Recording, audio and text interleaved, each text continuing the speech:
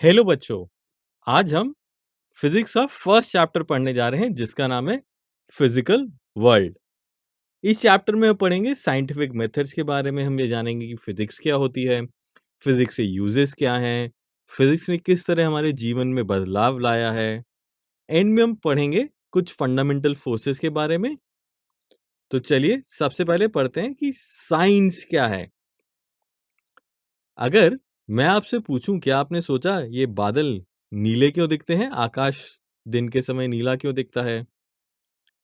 बादल में बिजली क्यों कड़कती है बारिश के मौसम में? चंद्रमा चमकता हुआ क्यों दिखता है? या रात काली क्यों होती है?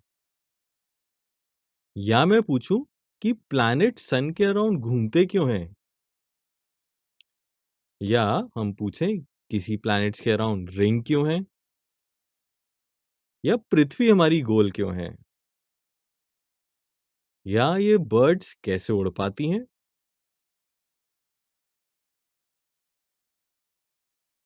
इन सारे प्रश्नों के उत्तर हमारे साइंटिस्ट लोगों ने खोजे हैं। कि आकाश नीला क्यों दिखता है, बिजली क्यों कड़कती है, बिजली कड़कती है तो उसके अंदर क्या होता है, चंद्रमा चमकता हुआ क्यों दिखता है, प्लैनेट्स क्यों सन के अराउंड रोटेट करते हैं, या हमारी पृथ्वी गोल कैसे है। हमने कैसे पता किया कि ये पृथ्वी गोल है, या हमने कैसे समझा कि ये बर्ड्स कैसे उड़ती हैं, और इन बर्ड्स के उड़ने के तरीकों को देखते हुए हमने किस तरह से एरोप्लेन्स, रॉकेट इत्यादि विकसित कर लिए। इन सारे प्रश्नों के उत्तर खोजने में हमारे साइंटिस्ट ने बहुत सारे ऑब्जर्वेशंस किए। इन ऑब्जर्वेशंस को बहुत लंबे समय तक नोट डाउन किया, एक्सपेरिमेंट्स किए। इन एक्सपेरिमेंट्स के बेसिस पे अलग-अलग मॉडल्स बनाए, मॉडल्स को टेस्ट किया, उनको वेरीफाई किया, वैलिडेट किया। अगर मैं एरोप्लेन बनाने की बात करूँ तो एरोप्लेन के बहुत सारे अलग-अलग मॉडल्स बने, टेस्ट किए।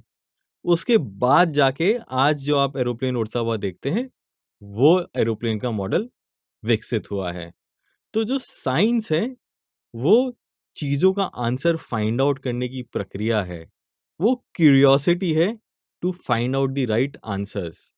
तो अगर हम शब्दों में बोलें, तो हम बोलते हैं कि science is a systematic attempt to understand natural phenomena in as much detail and depth as possible. So science is also about gaining knowledge to predict, modify and control phenomena। मतलब ये प्रिडिक्ट कर पाना कि अगर दो चीज mix होती हैं या इंटरेक्ट करती हैं तो क्या होगा, या लोग दो टाइप की चीजों के मिक्सिंग को कंट्रोल कर पाना, उनके इंटरेक्शंस को कंट्रोल कर पाना। Science is exploring, experimenting and predicting from what we see around us. Science is also systematic observation, controlled experiment. मतलब एक्सपेरिमेंट करते हैं तो उनके लिए भी सर्टेन कंडीशंस होती हैं, एक डिसिप्लिन मेंटेन करना होता है, और जो डेटा होता है उसको क्वालिटेटिवली और क्वांटिटेटिवली समझना, समझाना, डेटा के बेसिस पे इक्वेशंस बनाना, मॉडल्स बनाना, और उनको टेस्ट करना, वेरीफाई करना। All of this is science. अगर मैं आज आपको एक फॉर्मूला बता दूं, T is equal to time period of a pendulum, वो 2 pi under root L by G नहीं है, कुछ और फॉर्मूला है। तो आप उसको कैसे वेरीफाई करेंगे कि जो मैं आपको फॉर्मूला बता रहा हूँ वो गलत है? So science is also about cross questioning and answering, validating things. Physics के कुछ फंडामेंटल कॉन्सेप्ट्स हैं। पहला कॉन्सेप्ट है यूनिफिकेशन। यूनिफिकेशन क्या कहता है कि पृथ्वी पे, इस दुनिया में जो भी चीजें हो रही होती हैं, वो कुछ बेसिक कॉन्सेप्ट्स एंड लॉज के ऊपर आधारित है। Physical world is a manifestation of some universal laws. जैसे कि हम बोलें कि ग्रेविटेशनल जो पुल है या ग्रेविटेशनल फोर्स है, it is a universal force.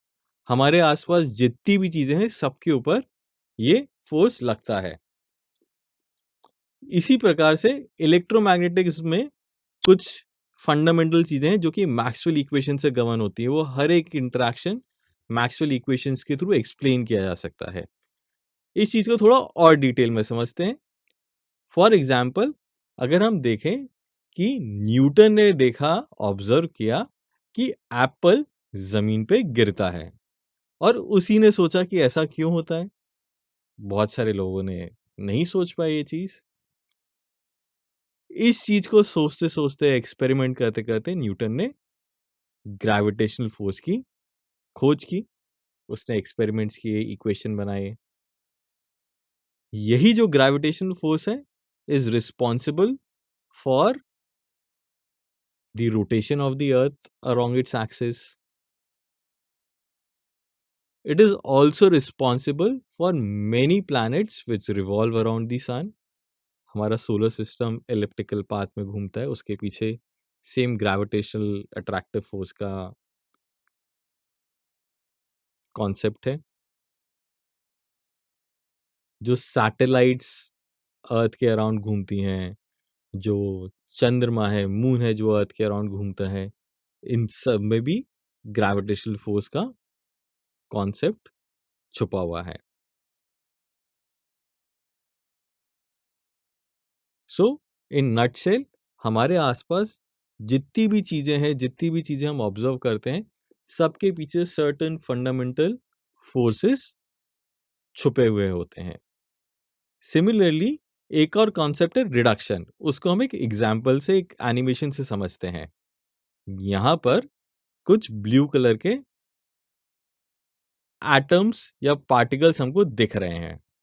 अब हम क्या करेंगे, इन एटम्स एंड पार्टिकल्स को हम हीट अप करेंगे।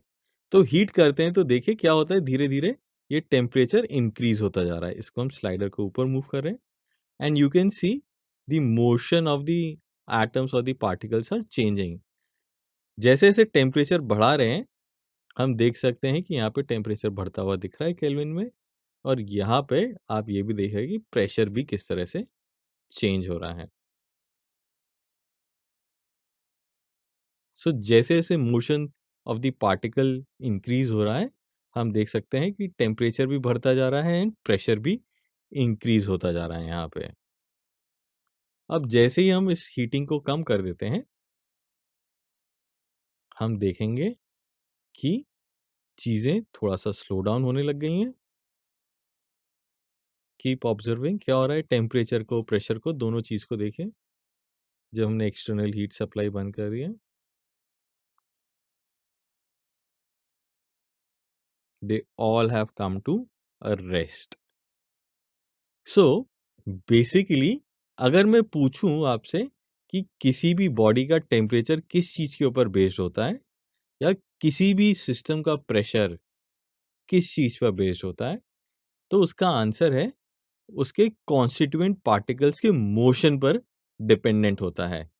पार्टिकल्स जितना फास्ट मूव करेंगे, प्रेशर उतना ज्यादा होगा और टेम्परेचर भी उतना ही ज्यादा होगा।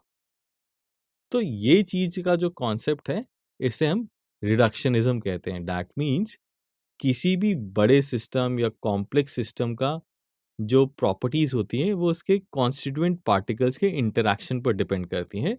जैसे कि इस केस में एटम्स और पार्टिकल्स हमने देखे। सो टेम्परेचर, प्रेशर, इलास्टिसिटी, विस्कोसिटी, ये सारी ऐसी चीजें हैं जो पार्टिकल के नेचर और उनके इंटरैक्शंस पर डिपेंड करती हैं। इन अदर वर्ड्स हम ये भी कह सकते हैं, किसी भी कॉम्प्लेक्स सिस्टम या बड़े सिस्टम को अच्छे से समझने के लिए हम उसके कॉन्स्टिट्यूएंट पार्टिकल्स के नेचर को समझें, उनको स्टडी करें, तो हमें पूरे बिग कॉम्प्लेक्स सिस्टम की प्रॉपर्टीज अच्छे से समझ में आ सकती हैं।